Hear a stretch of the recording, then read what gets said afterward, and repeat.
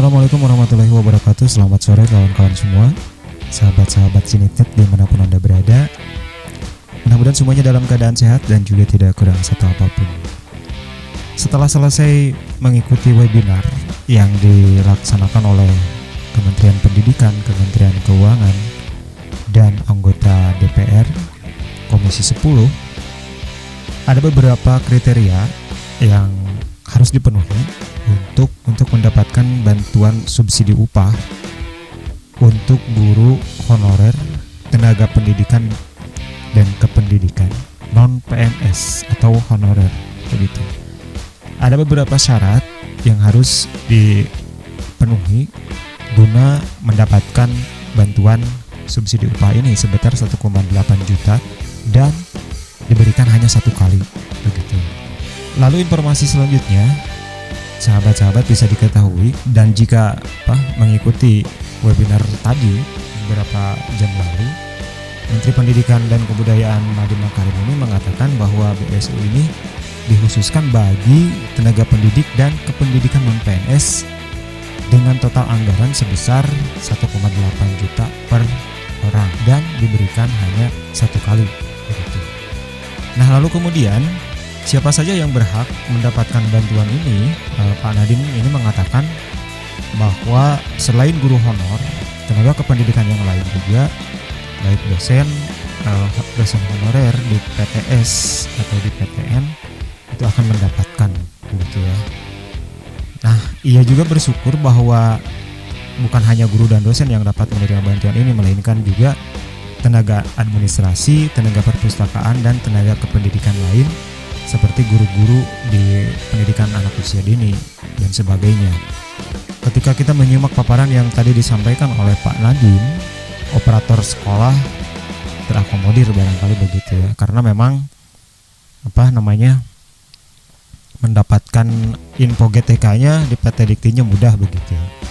Tapi sayangnya ya barangkali seperti misalkan saya begitu ya, honorer di UPT ataupun juga di Korwilnya, di kantor dinasnya, dan itu tidak tersebut begitu. Tidak disebutkan apakah akan mendapatkan atau tidak. Karena untuk mendapatkan untuk mendapatkan atau masuk di Dapodik saja susah begitu ya. Kalau untuk honor yang berada di Korwil atau di Dinas Pendidikan begitu. Katakanlah saya seperti saya begitu ya, yang notabene dalam tanda kutip honorernya di kantor UPT Pendidikan atau di kantor Korwil Pendidikan, kalau melihat dari paparan Pak Nadiem tadi itu tidak disebutkan begitu. Kalau tenaga administrasi, tenaga perpus, otomatis itu masuk di Dapodik begitu, dan itu skupnya di lingkungan sekolah. Nah, kalau di lingkungan kantor tidak termasuk. Jadi sayang sekali dan saya merasa iri juga begitu ya.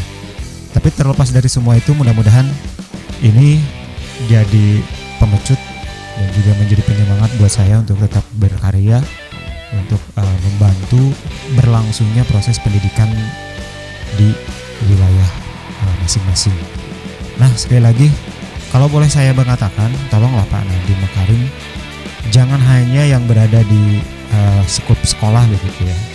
Banyak pelaku pendidikan yang berada di luar skup sekolah begitu, di luar PAUD atau di luar ruang lingkup sekolah.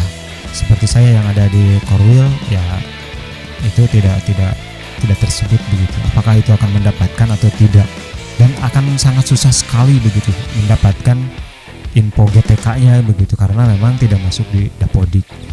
Nah, teman-teman, itu hanya curhatan saya. Di video berikutnya kita akan saksikan keterangan dari Mas Menteri ini yang katanya berpihak kepada guru honorer di tengah pandemi COVID-19. Seperti apa? Kita simak bersama-sama. Jangan lupa like, share, dan subscribe channel ini agar terus berkembang dan memberikan manfaat buat semuanya. Terima kasih. Selamat sore. Assalamualaikum warahmatullahi wabarakatuh. Terima kasih. Assalamualaikum warahmatullahi wabarakatuh.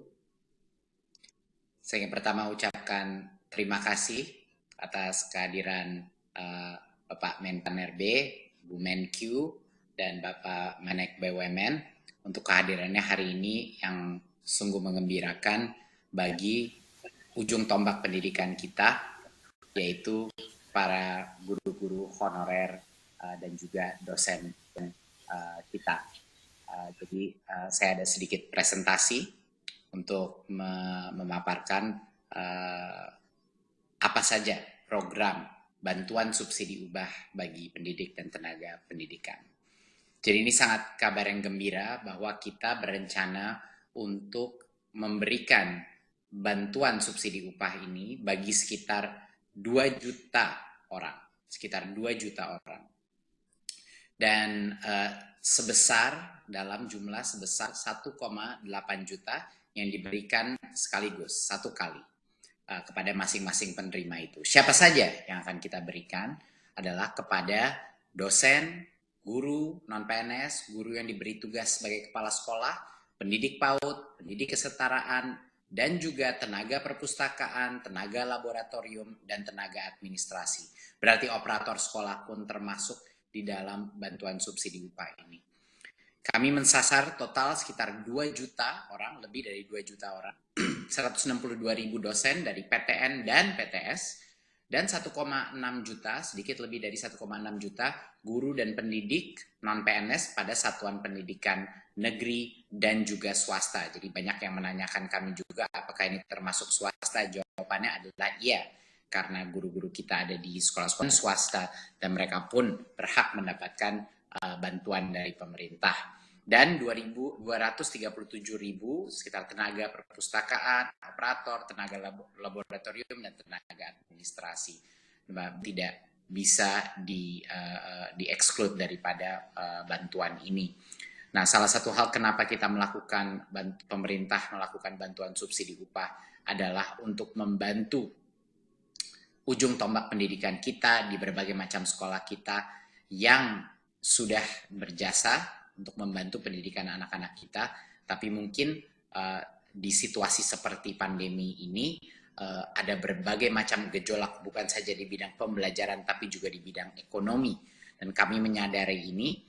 Dan sekali lagi ini adalah hasil dari perjuangan bukan hanya Kemendikbud, tapi hasil perjuangan dari Kemenpan RB, Kemenq, Menek BUMN, dan tentu saja dorongan dari Pak Presiden, dan juga dari dukungan penuh dari Komisi 10 DPR RI yang telah juga berjuang untuk bantuan ini. Berikut. Apa saja persyaratan bagi pendidik dan tenaga pendidikan non-PNS untuk menerima BSU? Kami di Kemendikbud selalu dalam melakukan bantuan sosial apapun atau bantuan pendamping seperti pada saat kita melakukan kuota, selalu mengutamakan kesederhanaan daripada kriteria sehingga memudahkan para penerima untuk mendapatkannya. Kriterianya sangat sederhana: warga negara Indonesia, berstatus bukan PNS, memiliki penghasilan di bawah 5 juta rupiah per bulan, dan tidak menerima bantuan subsidi upah gaji dari Kemenaker, dari program-program lainnya. Ini dan juga tidak menerima kartu prakerja sampai dengan tanggal 1 Oktober 2020. Alasan kenapa kita tidak memberikan ini agar bantuan sosial kita itu adil dan tidak tumpang tindih. Tidak ada individu yang menerima bantuan berlimpah sehingga yang lain tidak mendapatkan. Jadi ini merupakan suatu kriteria kami yang sangat sederhana sehingga semua bisa menerima dengan cepat dan efisien. Yang berikut. Bagaimana mekanisme pencairan BSU ini? Jadi Kemendikbud telah membuat rekening-rekening baru di bank-bank untuk setiap PTK penerima BSU ini. Bantuan itu disalurkan secara bertahap sampai dengan akhir November 2020, ya. Dan bagi para guru-guru dan dosen bisa mengakses infonya di info.gtk.kemdikbud.go.id, ya, bisa mengakses di mana rekening mereka, apa persyaratan yang belum dipenuhi, atau untuk yang perguruan tinggi di pangkalan data Dikti, pddikti.kemdikbud.go.id, untuk menemukan informasi terkait status pencairan dan lain-lain, rekening bank masing-masing dan lokasi bank cabang. Ya, pada saat berdasarkan informasi di online itu sudah lengkap, dan sudah dibilang sudah bisa pergi ke bank untuk mencairkan, maka PTK menyiapkan dokumen-dokumen dan dibawa kepada bank penyalur. Dokumen apa saja yang harus dibawa? Tentunya kartu tanda penduduk, KTP, NPWP jika ada, kalau tidak ada tapi masih bisa menerima. Ada surat keputusan penerima BSU yang dapat langsung diunduh dari website GTK dan PD Dikti, ya, surat keputusan itu. Dan juga surat pernyataan tanggung jawab mutlak SPTJM yang diunduh juga dari pada website GTK dan PD Dikti. Dan ini yang kedua, SPTJM ini harus di-print dan ditandatangani dengan materai. Ya, jadi semua kebutuhan di luar KTP dan NPWP itu ada di laman website baik GTK maupun PD Dikti. Pada saat itu sudah lengkap, mari PTK akan mendatangi bank penyalur dan melakukan aktivasi rekening dan langsung menerima BSU tersebut. Ya, PTK membawa dokumen. PTK diberikan waktu untuk mengaktifkan rekeningnya hingga tanggal 30 Juni 2021. Ini kita memberikan waktu yang sangat panjang untuk memastikan semuanya bisa mendapatkan. Kalau misalnya ada kendala teknis, dia cukup waktu untuk mendapatkannya. Saya rasa sekian dari saya. Mungkin terakhir yang saya ingin ucapkan adalah bahwa ini adalah bentuk apresiasi dan juga keprihatinan dari pemerintah pusat untuk semua jasa guru-guru non-PNS yang sudah ada di negara ini. Di masa krisis kesehatan ini dan krisis ekonomi ini, pemerintah harus hadir untuk para tenaga honorer kita dan juga dosen-dosen kita untuk membantu mereka melalui masa kritis ini dengan ekonomi, bantuan dukungan ekonomi yang bisa menyemangati mereka untuk terus mendidik anak-anak kita, untuk terus berinovasi di bidang pendidikan. Terima kasih. Wassalamualaikum warahmatullahi wabarakatuh.